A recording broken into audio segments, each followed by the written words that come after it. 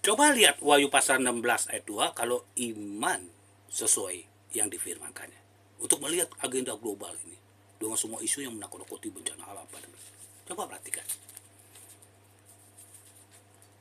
Maka pergilah malaikat yang pertama dan ia menumbuhkan cakwannya ke atas bumi, maka timbullah bisu yang jahat dan yang berbahaya kepada semua orang yang memakai tanda dari binatang dan yang menyembah patungnya.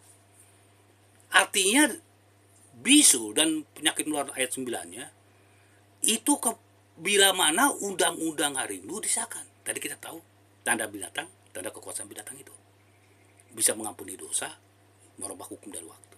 Hari Sabat, hari ke-7, hari Sabtu jadi hari Minggu. Ya, dan 9 hukum lainnya. Ya. Dan kalau kita lihat patung di situ ada replika dari suatu kekuasaan pemerintahan gereja waktu abad pertengahan yang pernah runtuh terluka 1708 dibenarkan oleh iman. Nah, jadi Wahyu 13 ayat 15 harus disahkan dulu. Ini awal menurut government. Nah, ketika kita dari 2020 umpamanya penyakit menular bahkan dari 2003 daripada dimulai perjanjian dusta ini, maka kita sampai hari ini kita berbohong loh gereja loh, dan dunia dan PBB. Kita ini ngibul loh. Padahal kata Yesus, bapakmu iblis, bapakmu bohong. Dalam konteks prinsip ini, kita sedang membuat pekerjaan setan, bukan membuat pekerjaan Tuhan. Itu sebab satu orang dijolimin seruannya ini oleh sistem internasional. Ya. Nah, kayak saya cerita di TV, di TikTok, di mana yang sampai saya berbicara itu dihina seperti Nabi Nuh, seperti orang gila, dibilang kan Nabi Nuh dituduh orang gila. Ya, itu kan apa?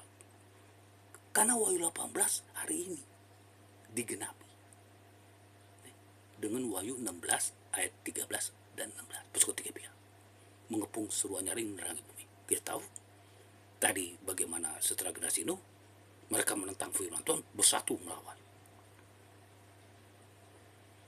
Oleh sebab itu, Abraham walaupun tidak dasar untuk berharap, istrinya sudah menopause, dia sudah tua umurnya, tidak mungkin punya anak dalam logika kedokteran, tapi dia berharap juga. Bukan ujuk-ujuk kata pendeta atau kata saya atau buku teologi ya, kata firman. Kalau sekarang kau take Alkitab, waktu itu dia berbicara langsung, di semua ditulis di kitab suci. Mesti ada dasarnya. Khotbah kalian gak punya dasar, maksa orang. Nah, rokok dasarnya mana? Tembakau, kesehatan tubuh mana? Nggak boleh kita mengambil alih tempat Kristus. Kita jadi anti Kristus. Karena itu hati-hati, kalian sudah gagal